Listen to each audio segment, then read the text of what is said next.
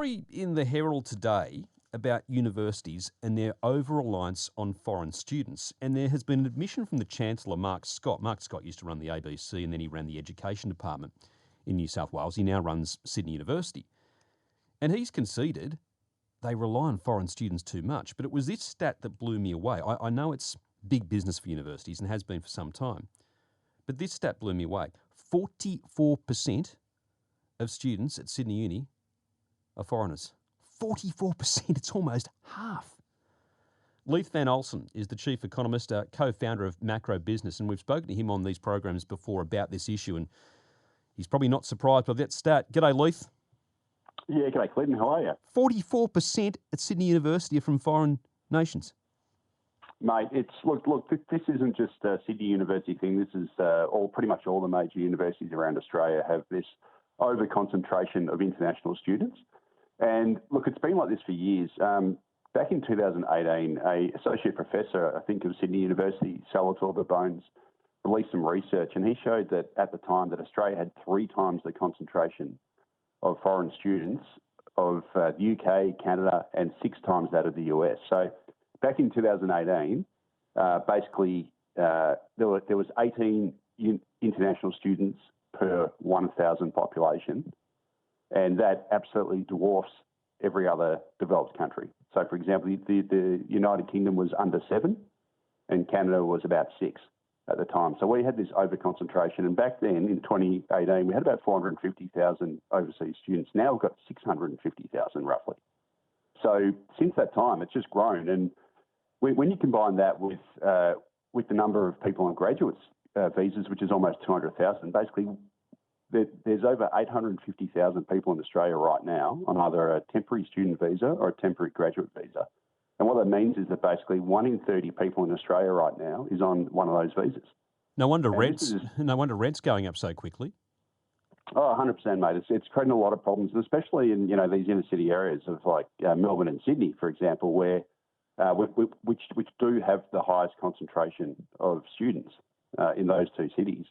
And obviously, it's creating absolute havoc in the rental markets because, obviously we've got literally hundreds of thousands of students, in both cities, and they're obviously demanding rental accommodation. And unfortunately, the quantity of rental accommodation provided by these universities actually shrunk over the pandemic. So when the pandemic hit and a lot of them went home, the university sold off the accommodation, a lot of the accommodation. So they don't actually provide a lot of on-campus accommodation for these students, so they end up falling into the private rental market.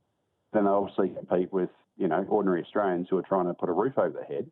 And it's one of the reasons why the capital city vacancy rate's at about 1% across the capital city. So, it's an absolute disaster in the making, and it hasn't been planned. And really the federal government needs to clamp down the numbers because, as you said early on, having nearly half your students at Sydney Uni being internationals is just absolutely crazy. It's almost half. It's an over-concentration. It's almost half, Leith, but when it comes to the revenue generated by students, for Sydney University alone, international students account for 78% of their student fee revenue. So is the reality that if there was going to be a federal government crackdown, if they reduced the visas that were issued, could our universities afford to survive if they're that reliant on the income? Yeah, absolutely. They could survive. See, unfortunately, the way it works is the universities basically pull in all these international students, right? And then what they do with the money is they pump it into research. Now, it's not research designed to benefit you and me. It's basically research that's primarily designed to effectively push them up the ranking system. Because the way these rankings are set up, they reward research over actual teaching students, which is absolutely absurd because university's primary purpose is to teach people. So these are international rankings where our universities are compared with those in the UK, those in the United States. That's right, and it's one of the reasons why Australia's universities rank very highly. It's not because they're good at teaching. It's because they pump out a lot of research. So what they do is they effectively use that international students. So they've got an over-concentration of international students, way more than anywhere else in the world. They then use that revenue then to pump it into research, which then pushes them up the rankings, which they then use to market to international students to get more international students in. And then, basically it's this vicious cycle. And of course, the winners of all this are the vice chancellors who get paid over $1 million a year, and all the senior, administrators in the universities who are paid literally, many hundreds of thousands of dollars. and they're all creaming it, and they're effectively operating like private institutions, except they don't pay tax and they're classified as not-for-profits. And really what the federal government should be doing is cutting back the number of students and forcing universities to put their resources into teaching students, which should be their primary purpose. It's gotten a lot worse over the past, several decades. The quality of teaching has fallen. The number of students per educator, per teacher, has gone through the roof. So we've got much more crowded classrooms. And actual surveys of students, outcomes and students' opinions on their teaching have continued to worsen. So basically students are getting a raw deal, and they're being lumped in with group assignments with non-English speakers and all these sorts of things. And it's really, the whole thing's just become a Ponzi scheme.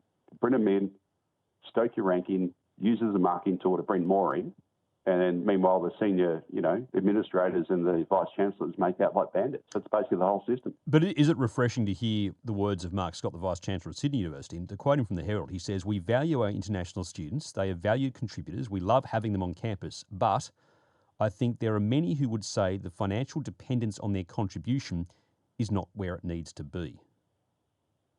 Yeah, absolutely. Well, I mean, look, I suppose they're okay comments. I mean, they seem reasonable on the surface, but at the same time, he said that basically they're storing away the money they're gaining into sort of like a slush fund, future fund, yeah. which sounds sensible on the surface. But what I'd like to see them doing is I'd like to see the federal government require the universities to say, look, if you want to bring in 1,000 international students, you've got to provide at least 500 on-student accommodation for them. So, for every one student, or every two students, you've got to provide one student accommodation, something like that.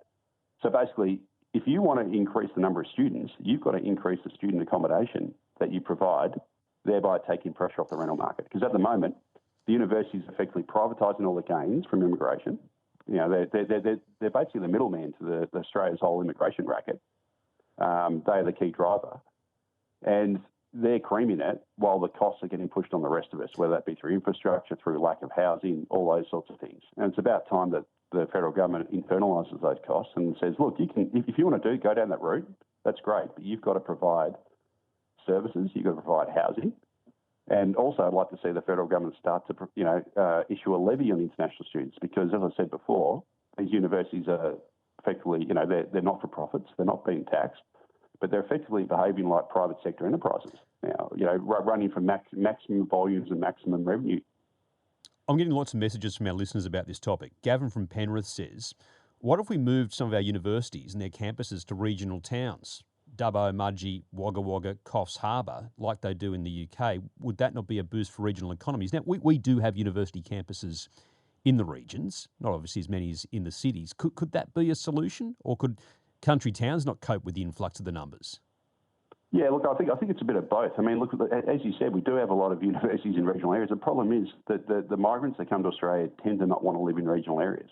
So it's a bit like the whole migrants to the bush scheme that the former federal government tried to do. Unfortunately, they want to live in the big cities, and they primarily want to live in Sydney and Melbourne, which are also the most crush loaded, unfortunately. So, it's a nice idea on the surface, but I don't think it would actually work in reality because I think they just still can't keep coming to Sydney and Melbourne, which is what they do. They effectively come to the major capitals.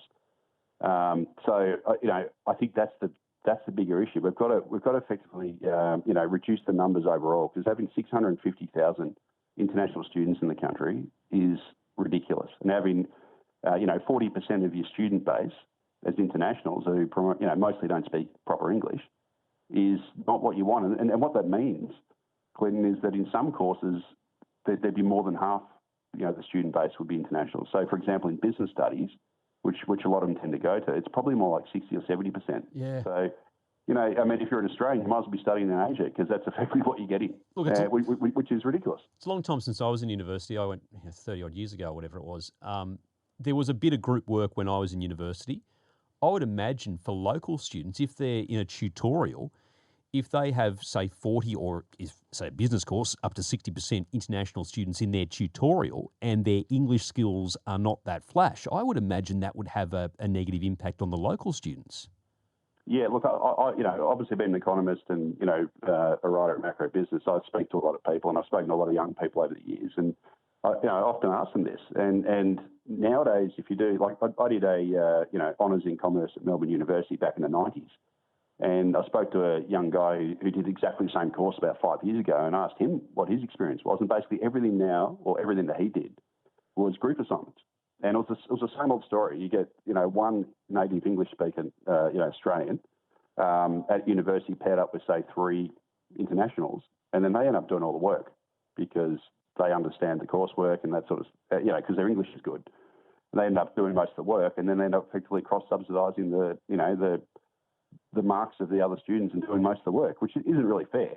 And it's not really a good outcome for them, and it's not really a great experience for them. But that's effectively the situation that I've heard from a lot of people. Well, Anthony Albanese made noises late in the year about making some changes to immigration numbers and student numbers. He needs to go through with it in 2024 because it's unsustainable, completely unsustainable.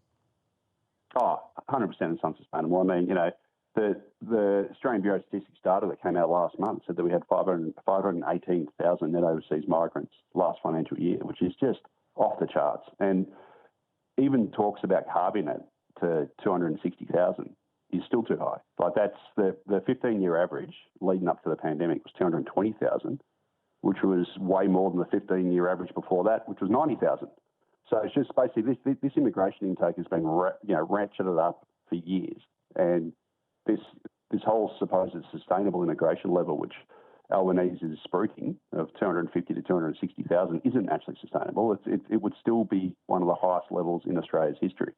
It's just that it's half the last year's obscene level, which is so far beyond a sensible level. It's bordering on ridiculous, and it's one of the reasons why the rental vacancy rates point about 1%, and we've got all these problems everywhere.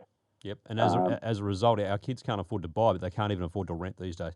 Leith, it's always good to talk to you, mate, on these issues. Yeah, no problem, Clinton. Anytime. Leith Van Olsen, he is the co-founder of Macro Business. He is an economist. He knows his stuff, and